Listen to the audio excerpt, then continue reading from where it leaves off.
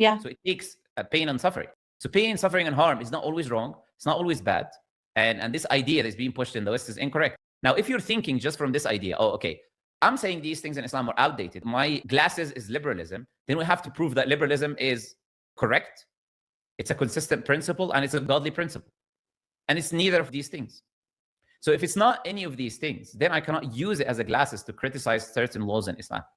So Islam has a punishment. Yes, Islam has a punishment. And this verse in the Quran, by the way, which you mentioned in chapter 24 of the Quran, Surah An-Nur, in the first few verses, it mentions something important as well. It says, do not have any mercy for them.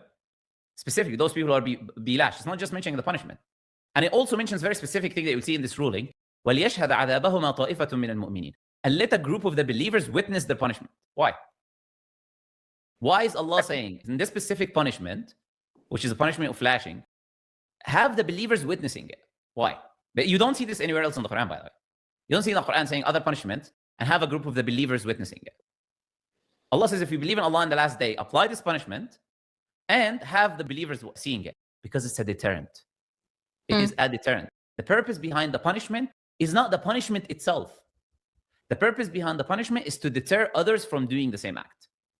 That's the main reason why we have this hudud in Islam. That's why we have a rule, for example. It's called, if you have any doubt, any shubha, any doubt that a certain crime has been committed, then the punishment is not applied. Any type of doubt.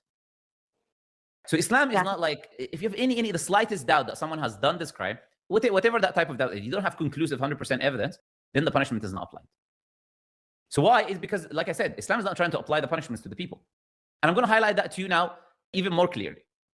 So you have the idea of, and then I'm going to mention something to you as well to see some of the wisdoms that you don't see today are being applied.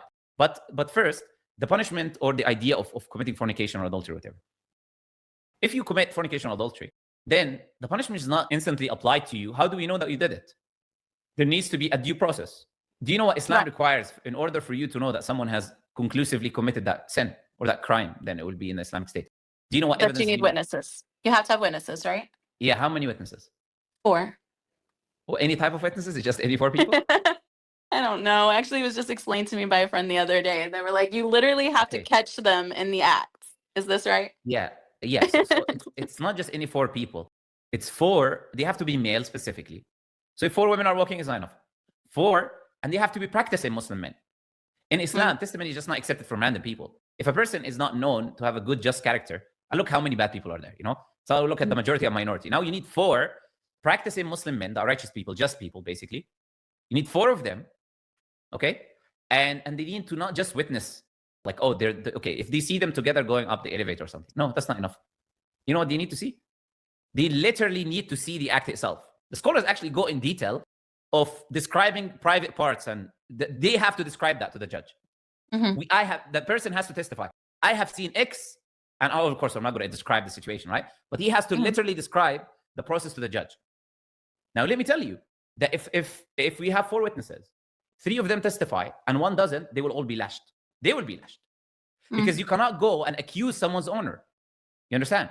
Yeah, you cannot go and accuse someone's owner. So what does that mean? That means that you have to be certain, you have to take that responsibility. Maybe someone will see, like, I don't want to take that responsibility. I don't want to maybe one of the other witnesses is going to do something wrong and I'm going to end up being lashed. So you need these 4 people. Now tell me, what is the possibility today of us seeing this happening, except if you're doing it in the middle of the street? By the way, Islam commands that you cannot spy on people. So those practicing Muslim men cannot spy on, like look from the window or something. You cannot do this. So no, it's highly unlikely. No, I would say it's impossible. Unless you do it in the street. I wouldn't even say it's highly unlikely. I would say it's impossible. Then why would God waste his time? How would 4 people? That's what I was literally telling you. Okay, I'm sorry. I'm also a teacher, and it's dismissal, and I'm like hiding out. So no worries. So I was telling you about the deterrent. People don't know this very specific detail about every punishment. They don't know, but they know the punishment, and they hear about the punishment, and then it deters them from doing the crime. Right? Okay. It's not, the idea is about being a deterrent. That's why one of our biggest Islamic scholars is called the Sheikh of Islam, scholar of Islam. It's a title that is given to only the greatest scholars. It's called Sheikh al-Islam ibn Taymiyyah.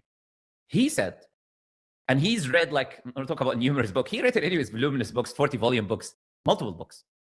He's read, like, you can say, and he wasn't so long ago, let's say like 400, 500, 600 years ago or so. And Islam started 1,400 years ago. So he read all of this literature before him from all the previous scholars. He said, do you know what he said? He said he hasn't witnessed a single case of someone being, the evidence being established upon them for this specific sin and then being punished. He said, we saw cases of people coming and saying, I testify that I did this crime, and then I want to be punished. This happened at the time of the Prophet. People want to purify themselves. They committed a sin, and they said, I want to be punished, so I'm forgiven from God.